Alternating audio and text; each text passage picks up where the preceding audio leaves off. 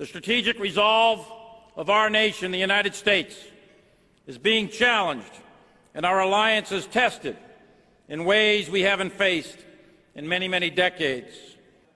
But I want to be clear. I want to be unambiguous.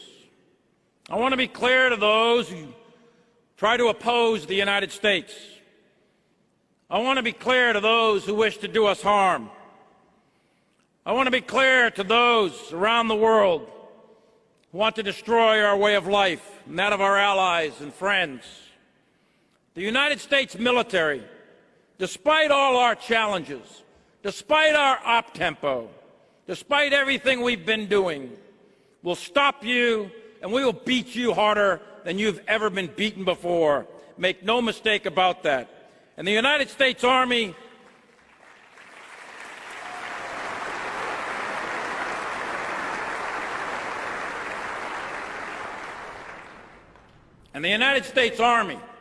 is America's combat force of decision. And when the political leadership of the United States decides to deploy its army, and when we show up on your turf, then you know the game's for real, and the stakes are for keeps. And the other thing you know is you're going to lose. You will lose to the American Army. Make no mistake about it. We can now, and we will remain in the future, retain the capability to rapidly deploy, and we will destroy any enemy, anywhere, anytime. So I stand here today, and I caution the enemies of America who doubt or misread our capability. Many enemies have grossly underestimated the United States and its people in the past. They've underestimated our national resolve. They've underestimated our capability, our skill, and our combat power. And each made a fatal choice, which ended with their enrollment in the dustbin of history. The same will be true of any enemy that makes that mistake today or tomorrow. But while we are ready now, and will remain so in the future, we are also facing tough strategic choices, and we are being increasingly challenged with very capable potential adversaries, clearly acting in opposition of our interests. It's our aim to deter war, but if deterrence fails, we as an army, we as a nation, must be prepared to fight. Other countries, Russia, China, Iran, and North Korea, went to school on us. They closely watched how we fought in '91 and '03. They studied our doctrine, our tactics, our equipment, our organization, our training, and our leadership.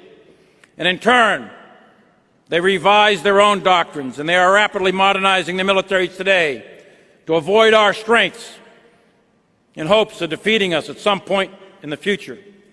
Recently, a senior Russian official, ambassador to the United Kingdom, Alexander Karamenko, he said, quote, "The established world order is undergoing a foundational shakeup with the Crimea, Ukraine, and Brexit." He went on to call for the dismantling of NATO and the European Union. And he said, quote, "Russia can now fight a conventional war in Europe and win. Russia is the only country that will remain relevant forever. Any other country is dispensable, and that includes the United States. We are endgame now," end quote. He said that all just 30 days ago. Bluster?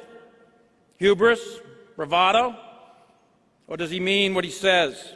Does he believe it? And more importantly, do the leaders in the Kremlin believe it? Well, history tells us to be careful. It's always wise to believe foreign leaders' declaratory policy, as most nations tend to telegraph their strategic intentions. Unfortunately, war between nation states, in my view, is very unlikely to remain relegated to the history books. And because there is no higher authority, and because security is the primal interest of each state, conflict between nation states is virtually guaranteed at some point.